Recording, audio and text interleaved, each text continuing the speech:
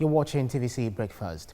Nigeria is the most populous black nation with a population of over 200 million people. With the current impact of the coronavirus across the globe, it has become imperative for Nigerians to get ready to live with some of the changes that the pandemic will bring. There will be changes in behavioral patterns in every aspect of life, socially, economically, and more.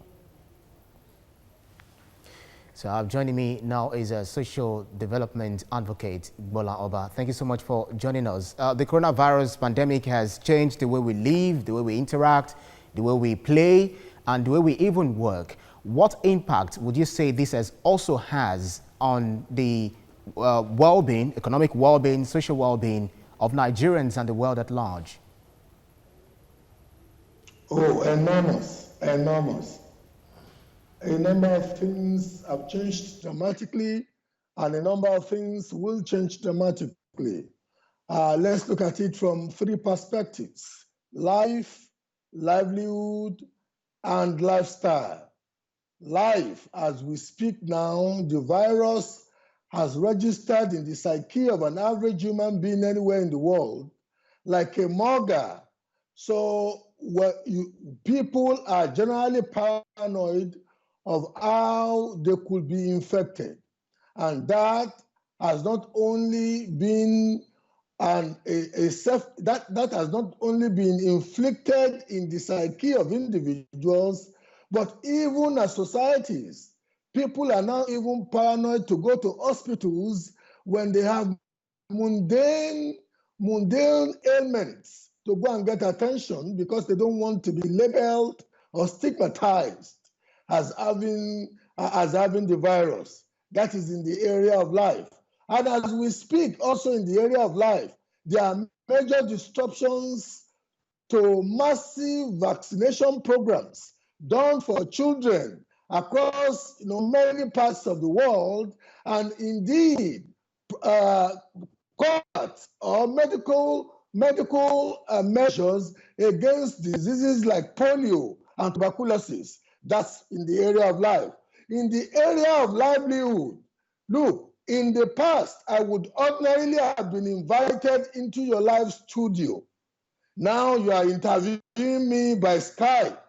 Imagine many businesses that have been reduced to dealing with their clientele or their resource persons or vital human elements in the business configuration of business models from a distance. That is why the world is going digital now. I traveled to England in January to go and hold a meeting with a group of cooperators that are encouraged to start a cooperative. We will be holding the same meeting this Sunday, and I will be in Lagos because online meeting platforms like Zoom, like other online meeting infrastructures have taken over. Look at that disruption. So aviation has lost out, hospitality has lost out, so many business entities across the value chain, that served me when I traveled to England in January to go and hold that meeting. Now they have lost out, and we're now meeting again, online. So, and if you want to look at lifestyle, it is now becoming fashionable. Culture is changing. It is becoming fashionable for people to use face mask. A face mask is becoming part of the sartorial gig or gear of an average person now, irrespective of. I used to detest people from Asia. Mr. Gbola Oba, okay, let me jump in. Let me jump in while you're making your point. Well, are you saying that it's become a new normal for people not to even go anywhere? You can always do it. But if you look at the community of vicinity as against that of affinity, you're far away, I can talk to you using the internet. But then, are we truly strong as a country to explore the opportunities such as what the internet poses for us? You might find it difficult to even get connected to another person. We also have the same challenges on our various shows, depending on where the person we are conversing with is. Does the country has the capacity to withhold or to withstand these particular challenges that the pandemic has posed? That in itself is another opportunity. You are factually right. At this juncture, we are not properly served with internet infrastructure. But you know what?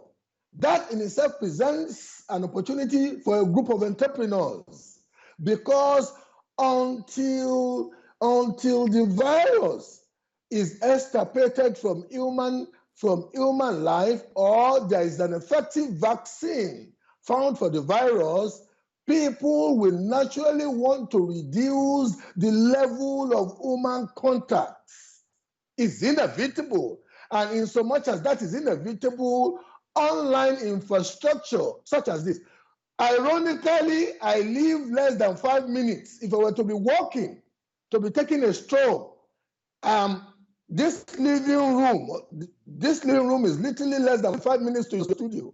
But you know, the new culture you people have now is to reduce the number of people who come live into the studio, because you have to protect yourselves and you have to protect your guests. So this is first becoming the new normal, but the reality too that you have painted, the dearth or the lack of adequate internet infrastructure is in itself a business opportunity for some.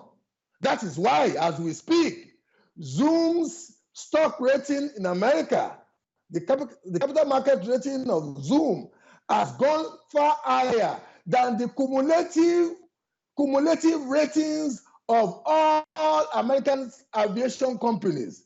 To think that a company that was not even known, a company that was not known to us about 3 months ago, could now have such a spike in the capital market, more than the major airlines you've known since Delta, Continental. Well, because if you can hear me, you actually said it's a business opportunity for some other platforms. Yeah, it's just like that. But then what is coming as an opportunity for others is also a disservice to another category of people or different sectors. Look at the education sector, for instance, and the kind of challenges we are being faced with. The internet, students are not going to school, or children are not really making use of this opportunity because they don't have the wherewithal. Are they not being left behind? What do you think? Welcome to the world of creative destruction.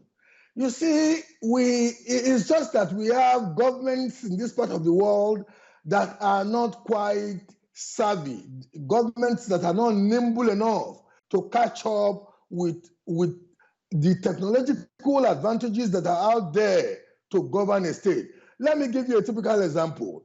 I have a company in Dubai, and whilst we were on the major lockdown here in Nigeria and nothing was happening, no government was working, my manager in Dubai told me that he was renewing his visa. And I was asking him, how could you renew your visa when the Principality of Dubai, the Sheikhdom of Dubai, was on lockdown? And he said, no, Oga, we have an e-government infrastructure.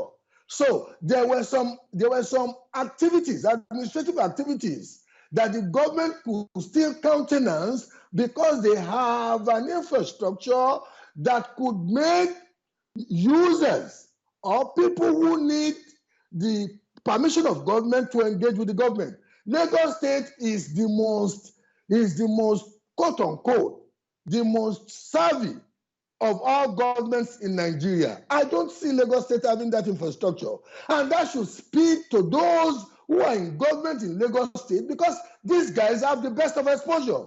I have minimum of 3 or 4 friends or acquaintances in today's Lagos State government who have been to the best of schools, from Harvard Business School to Wharton, they've been exposed to the best etiquette of governance in the world. And yet they come home, The reality is that they are just functioning a little bit just above the normal, what we've known to be normal in governance in Nigeria, and that is, as we speak, not effective for the age we are in. We've always been talking about the issue of inadequate infrastructure, etc., etc. What would you say to some people who are quite cynical? They believe that this is just a scam. It's not a reality. It's just a matter of giving us figures, and it's not real. That is why people will always launch themselves out and say, there is nothing that's going to happen to me. I'll be fine. And so, by doing so, they are not compliant, with the directives. What would be your message to them? Lastly, I have lost about 5 friends born in Nigeria, raised in Nigeria. We emigrated together to England, lived in England, many of them doing well. One just finished a hotel that he wanted to retire into in Abeokuta. And in fact, he was the high chief. He was the high chief of the Alake of Egba, was preparing to move back just as I returned back to Nigeria, was preparing to return back to Nigeria and have that hotel, and the house is just built, and the vehicles is just bought, as is dead as we speak. I know minimum of 5 people who, on a personal note, who have died in England. In Nigeria, we have heard of instances. Anokupe, the former spokesperson of President Gbola Jonathan, would not be helping an APC government to lie. But Anokupe, who is the medical doctor, came out to say he was COVID-19 positive and became symptomatic and had to treat himself and his wife. I wouldn't know why Anokupe, who is still very, partisanly antagonistic to this government. So COVID-19 is real. COVID-19 is real. And I've got good news for those watching us this morning.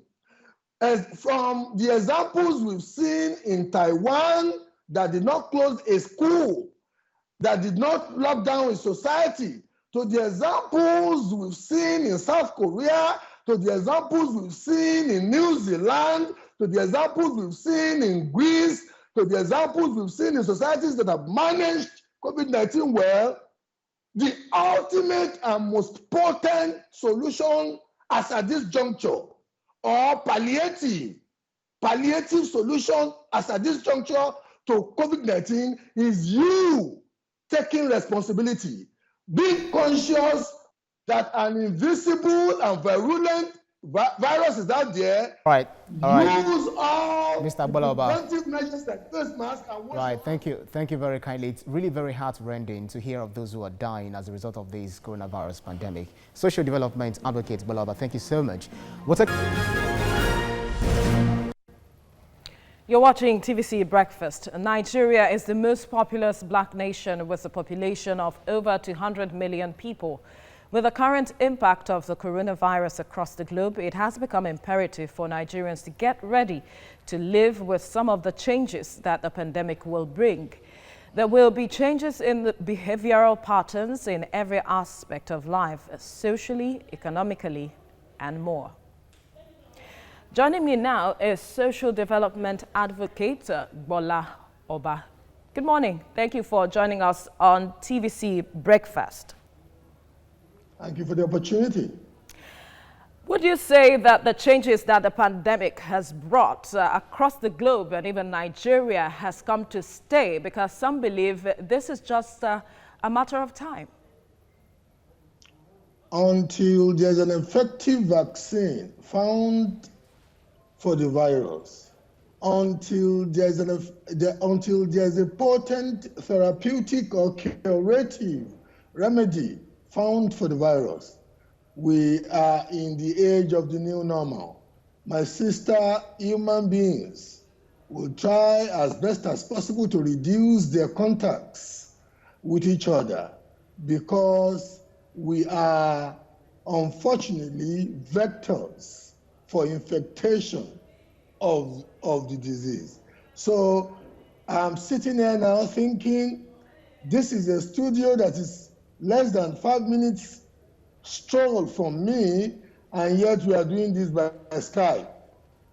You know why?